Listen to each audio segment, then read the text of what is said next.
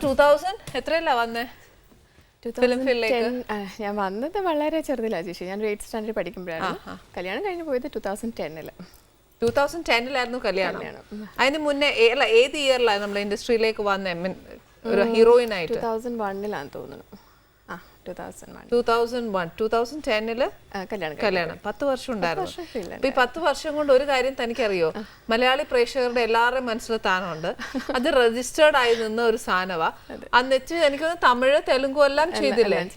ഇതെല്ലാം ചെയ്ത ഒരു പ്രോമിസറിങ് പോലെ കൊടുത്തേച്ച് എങ്ങോട്ടായി പോയേ? ഞാൻ പറയുമ്പോൾ ചേച്ചി അത് എന്താ പറയുന്നത്, വിവാഹം നമ്മുടെ ജീവിതത്തിൽ വളരെ അനിവാര്യമായിട്ടുള്ളൊരു കാര്യമാണല്ലോ. അപ്പോൾ ഞാൻ ഈ 2009-ലാണ് പരുന്ത് ചെയ്യണേ. പരുന്ത് ചെയ്ത് കഴിഞ്ഞപ്പോൾ അതൊരു നല്ല ക്യാരക്ടറായിരുന്നല്ലോ, മമ്മൂക്കയുടെ പേരായിരുന്നു.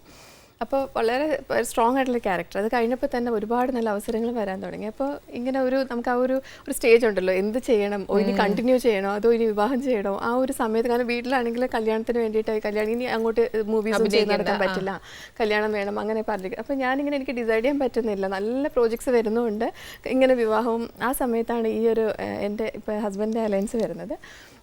വളരെ നല്ലൊരു പ്രപ്പോസലായിട്ട് തോന്നി. അപ്പോൾ വീട്ടിലെല്ലാവരും പറഞ്ഞു ഓക്കെ അത് നല്ല കാര്യമാണ് എന്ന്. അപ്പോഴും ഞാൻ എൻ്റെ മൈൻഡ് എനിക്ക് മേക്കപ്പ് ചെയ്യാനായിട്ട് കുറച്ച് സമയം, പക്ഷെ പുള്ളിയായിട്ട് സംസാരിച്ച് കഴിഞ്ഞപ്പോൾ ഇനി ആലോചിക്കണ്ട, ഒന്ന് സമയം ഒരു നിമിഷം പോലും കളയണ്ട. പുള്ളി വളരെ ആ കെമിസ്ട്രി ഭയങ്കര പെട്ടെന്ന് വർക്കൗട്ടായി. അപ്പോൾ സംസാരിച്ച് കഴിഞ്ഞപ്പോൾ ഞാൻ പെട്ടെന്ന് തീരുമാനിച്ചു ഓക്കെ ഞാൻ ഇനി അദ്ദേഹത്തിന്റെ ഭാര്യയായിരിക്കും എന്നുള്ളത്. അത്രയും നല്ലൊരു പ്ലസ് പോയിന്റ് എന്താണ് താൻ അദ്ദേഹത്തെ കണ്ടുപിടിച്ചത്? ഞങ്ങൾ ഒരുപാട് കാര്യങ്ങൾ ഞങ്ങൾക്ക് കുറച്ച് സിമിലർ ആയിട്ടുണ്ട് ചേച്ചി. ഇപ്പം കുറേ ഇഷ്ടങ്ങളൊക്കെ ഞങ്ങൾക്ക് കുറേ സിമിലാരിറ്റീസ് ഉണ്ട്.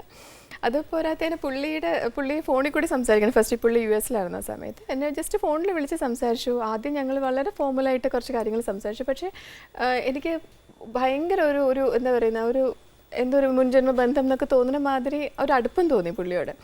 ആ സമയത്തും എൻ്റെ മനസ്സിൽ എനിക്കിപ്പോൾ കല്യാണം വേണ്ടാന്ന് ഉറപ്പിച്ച് നിൽക്കുന്ന ഒരു വ്യക്തിക്ക് അത് മാറ്റി ചിന്തിക്കാൻ തോന്നണമെങ്കിൽ അത്രയും നല്ലൊരു സംസാരം, അതിലൂടെ താല്പര്യം തോന്നി. എന്നാലും ഞാൻ പറഞ്ഞു എന്നാൽ പിന്നെ അവർ വരട്ടെ, വന്ന് കാണുകയാണെങ്കിൽ കാണട്ടെ. അങ്ങനെ പെട്ടെന്നായി. പിന്നെ അതായത് താങ്കളായിട്ട് പിന്നെ എതിര് നിൽക്കാത്ത സ്ഥിതിക്ക് പിന്നെ എത്ര ആയാലും ആർക്കും ഒരു പ്രയാസവും ഇല്ലല്ലോ. പക്ഷെ നമ്മൾ എതിര് നിൽക്കുമ്പോഴാണോ അച്ഛനും അമ്മ വേറെ ആലോചിച്ച് അത് ചെയ്യട്ടെ ഇത് ചെയ്യട്ടെ എന്നൊക്കെ ചോദിക്കുന്നത്. ഇതെല്ലാം പോട്ടെ, ഇത്രയും നല്ലൊരു മനുഷ്യനാണെന്ന് അറിഞ്ഞിട്ട് താൻ കൂടെ കൊണ്ടുവരാൻ ഞാൻ ചേച്ചി എനിക്ക് വളരെ ആഗ്രഹമായിരുന്നു കൂടെ കൊണ്ടുവരണം. ഞാൻ അതിനുവേണ്ടി പല പ്രാവശ്യം ആനീസ് കിച്ചണിൽ വിളിക്കുമ്പോഴും ഞാനിങ്ങനെ പുള്ളിയുടെ സമയം നോക്കിയിട്ടാണ് ഞാൻ ഓരോ പ്രാവശ്യം ഒക്കെ ഞാൻ വേറെ ദിവസം ആവട്ടെ അങ്ങനെ ഇങ്ങനെ പറഞ്ഞ് അവസാനം ഇപ്പം എന്നോട് പുള്ളി ഇപ്പോൾ പുതിയൊരു ഹോസ്പിറ്റലിൽ കയറി, സിദ്ര എന്ന് പറഞ്ഞിട്ട്, അവിടുത്തെ ഗവൺമെൻറ് ഹോസ്പിറ്റലാണ്. അപ്പോൾ കയറി കഴിഞ്ഞ് കഴിഞ്ഞാൽ അവർക്ക് പെട്ടെന്ന് അങ്ങനെ ലീവ് എടുത്ത് വരാൻ പറ്റില്ല. അപ്പോൾ എന്നോട് പറഞ്ഞു നീ ഇനി അത് മിസ് ചെയ്യണ്ട, പോയി ചെയ്തോ, ഇനി എനിക്ക് വേണ്ടി വെയിറ്റ് ചെയ്യണ്ട. അല്ല ഞങ്ങൾക്ക് രണ്ട് കാര്യം ഉണ്ടായിരുന്നു. നല്ലൊരു പേഴ്സൺ ഓഫ് ഗുഡ് ഹാർട്ടാന്ന് പറഞ്ഞു. അതേ കൂട്ട് തന്നെ പുള്ളി ഒരു ഡോക്ടറാണ്. അപ്പൊ അതിന്റെ കൂടെ ഞങ്ങൾക്ക് കുറെ ഹെൽത്തിന്റെ ടിപ്സ് കിട്ടുമല്ലോ എന്നൊക്കെ ഞാൻ വിചാരിച്ചു. പക്ഷെ അതൊന്നും നമുക്ക് കിട്ടാതെ പോയതിൽ ഒരു വലിയൊരു വാല്യുബിൾ ഗിഫ്റ്റ് പോകട്ടോ. എന്നാലും കുഴപ്പമില്ല, തനിക്കറിയാവുന്നൊക്കെ ഞങ്ങൾക്ക് പറഞ്ഞു തന്നാലും മതി. അപ്പൊ മോളിപ്പോ അവിടെ അത്യാവശ്യമൊക്കെ പറയാല്ലേ. അപ്പൊ താനിപ്പോഴും ഇങ്ങനെ സ്ലിം ആയിട്ടൊക്കെ, എന്നെ നോക്കി പറയരുത്, തന്നെ നോക്കി പറയാം, സ്ലിം ആയിട്ടൊക്കെ ഹെൽത്ത് ഒക്കെ എപ്പോഴും നല്ല നോക്കുന്ന ഡാൻസ് കൊണ്ടിട്ടാണ്? ഡാൻസ് കൊണ്ട് തന്നെയാണ്. പിന്നെ ഞാൻ അങ്ങനെ വലിച്ചു വാരി ഒരു ഭക്ഷണം കഴിപ്പ് വളരെ കുറവാണ്. ഞാനും ഇല്ല കേട്ടോ, എന്നെ കണ്ടാ പറയുമെങ്കിൽ ഞാൻ അങ്ങനെയൊന്നും തിന്നുവേല, അങ്ങനെ പറഞ്ഞതല്ല. പക്ഷെ വളരെ കുറച്ച് കഴിക്കാൻ പറ്റൂ. കാരണം നമ്മൾ ഈ കഴിക്കാതിരുന്നിരുന്നിരുന്ന് മുത്തശ്ശിമാരൊക്കെ പറയില്ലേ കുടൽ ഉണങ്ങി പോയ പെണ്ണ അവസ്ഥയിൽ പോയി കാണും. എനിക്കൊന്നും നോക്കുകയല്ല, ഉണക്കാൻ നോക്കിയല്ല, എന്നാ ടൈംലി ആഹാരം കഴിക്കാൻ നോക്കിയല്ലേ? അല്ല സമയത്ത് കഴിക്കും. മോർണിംഗ് ഇപ്പോൾ ഒരു ബ്രേക്ക്ഫാസ്റ്റ്, അത് കഴിഞ്ഞ് ഒരു ജ്യൂസ്, അത് കഴിഞ്ഞ് ഉച്ചയ്ക്ക് ചോറ് വളരെ കുറച്ച്, ചില ദിവസം ചപ്പാത്തി വെജിറ്റബിൾസ് അങ്ങനെ എന്തെങ്കിലും. വൈകുന്നേരം ആകുമ്പോഴേക്ക് ചായയുടെ കൂടെ എന്തെങ്കിലും സ്നാക്സ്. രാത്രി കഴിവതും ഞാൻ കഴിക്കാതെ കിടക്കാൻ നോക്കും. പക്ഷേ ഹസ്ബൻഡ് അമ്മയുണ്ട്, പുള്ളിക്കാരി പറയില്ല രാത്രി പട്ടിണി കിടക്കരുത് അങ്ങനെ പറയും. അപ്പം അതുകൊണ്ട് അമ്മ പറയുമ്പോൾ ഞാൻ എന്തെങ്കിലും ഇച്ചിരി കഴിച്ചിട്ട് കിടക്കും അങ്ങനെയൊക്കെ. പക്ഷെ വർക്ക്ഔട്ട് ചെയ്യുന്നുണ്ടല്ലോ നമ്മൾ,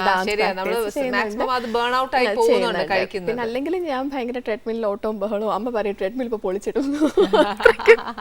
അത്രയ്ക്കും വർക്ക്ഔട്ടാണ് ഭയങ്കര. കാരണം ബോഡി മെയിൻറ്റെയിൻ ചെയ്യണം എന്നുള്ള ഒരു ഭയങ്കര. നന്നായി തടി വെച്ചു ചേച്ചി. ഡെലിവറി കഴിഞ്ഞ് ഭയങ്കരമായിട്ട് തടി വെച്ചു. എനിക്കൊരു 85 kg വരെ പോയി ഞാൻ.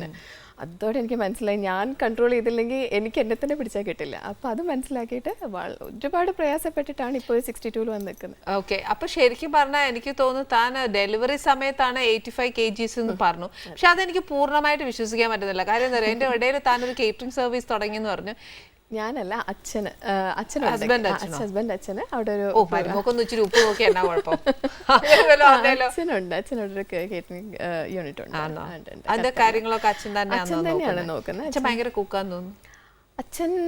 അച്ഛന് എല്ലാത്തിലും കറക്റ്റായിട്ട് പറയും. ഇപ്പം നമ്മളൊരു ഭക്ഷണം ഉണ്ടാക്കി കൊടുത്തു കഴിഞ്ഞാൽ അച്ഛൻ കറക്റ്റായിട്ട് അതിൻ്റെ ടേസ്റ്റ് നോക്കിയിട്ട് ഇത് ഉപ്പ് കൂടി അല്ലെങ്കിൽ ഇതിന് എരിവ് കൂടി ഇതിങ്ങനെ കൃത്യമായിട്ട് പറയും. മകനും അതെ, എൻ്റെ ഹസ്ബൻഡും അതെ, അവർക്ക് ടേസ്റ്റ് വളരെ ഇമ്പോർട്ടൻ്റ് ആണ്. അത് കോംപ്രമൈസ് ഇല്ല. അപ്പം ഈ പറഞ്ഞ പോലെ അച്ഛന്റെ മുമ്പിലൊക്കെ എന്നതേലും കൊണ്ടൊന്ന് വെക്കുവാന്നേലും നമ്മൾ ഇച്ചിരി പേടിച്ചൊക്കെ കൊണ്ട് വെക്കണം. ഇത് പെർഫെക്റ്റ് ആയിരിക്കണം അല്ലേ? നമുക്ക് പറയാൻ നോക്കുമല്ലോ അച്ഛൻ എന്നാ കമന്റാന്ന് തരുന്നത്. പക്ഷെ പിന്നെ അച്ഛനല്ലേ ഈ പറഞ്ഞ പോലെ എല്ലാ മൈനസും പ്ലസും ഒക്കെ നമുക്ക് പറഞ്ഞു തന്ന് നെക്സ്റ്റിലേക്ക് അച്ഛനത് നമ്മളെ ഒന്ന് അത് ബെറ്റർ ആക്കാനാണ് വേണ്ടിയിട്ട്, അല്ലെങ്കിൽ നെക്സ്റ്റ് ടൈം ഒന്ന് ഇമ്പ്രൂവ് ചെയ്യുമല്ലോ, അതിന് വേണ്ടിയിട്ടുള്ള ഫീഡ്ബാക്സ് തരുന്നുള്ളതേ ഉള്ളൂ. അച്ഛൻ അങ്ങനെ ഭയങ്കര ഹാഷ് കമൻസ് അല്ല. പക്ഷേ ഉപ്പ് കൂടി, ഇതിന് ഉപ്പ് കൂടുതലാണ്, അല്ലെങ്കിൽ ഇത് എരി കൂടുതൽ, അങ്ങനെ പറയാം, അത്രേ ഉള്ളൂ. പക്ഷെ മകന് ഹസ്ബൻഡിന് ടേസ്റ്റ് വളരെ, ഇപ്പം നോർത്ത് ഇന്ത്യൻ ഡിഷസ് ഒക്കെയാണ് കൂടുതൽ ഇഷ്ടം. അതിപ്പോൾ ടേസ്റ്റ് ഇഷ്ടമായില്ലെങ്കിൽ അത് ഇഷ്ടമായില്ല എന്ന് തന്നെ പറയും. നമ്മളെ പ്രീതിപ്പെടുത്താൻ വേണ്ടിയിട്ടൊന്നും പറയുവല്ലേ? അപ്പൊ കേറ്ററിംഗ് നടത്തിയല്ല വണ്ണം വെച്ചേ. ഇനിയിപ്പോ ഞാൻ നടത്തിയതുകൊണ്ടാണ് ഞാൻ വണ്ണം വെച്ചെന്ന് ഒരിക്കലും ചിന്തിക്കല്ലോ കേട്ടോ. എനിക്ക് നല്ല മനസ്സുള്ളതുകൊണ്ട് ഞാൻ ഇങ്ങനെ എന്താ പറയാ വണ്ണം വെച്ച് വരുന്ന വൈബ് പച്ചവെള്ളം കുടിച്ചാൽ പോലും എന്റെ മേത്തങ്ങ് പിടിക്കുമെന്നേ. അത് പറഞ്ഞിട്ട് കാര്യമൊന്നുമില്ല. ഇനിയിപ്പോ ഞാനങ്ങ് വിട്ടു. എന്തായാലും ഈ വണ്ണം എന്റെ ശരീരത്തിൽ നിന്ന് പോകാൻ അതിന് താല്പര്യമില്ല. പിന്നെ ഞാനായിട്ട് എന്നാത്തിനാ കളയുന്നത്? അത് അവിടെ ഇരുന്നോട്ടെ. ഇനിയിപ്പോ അത് വിട. നമുക്ക് നല്ല വർത്താനം പറയാം.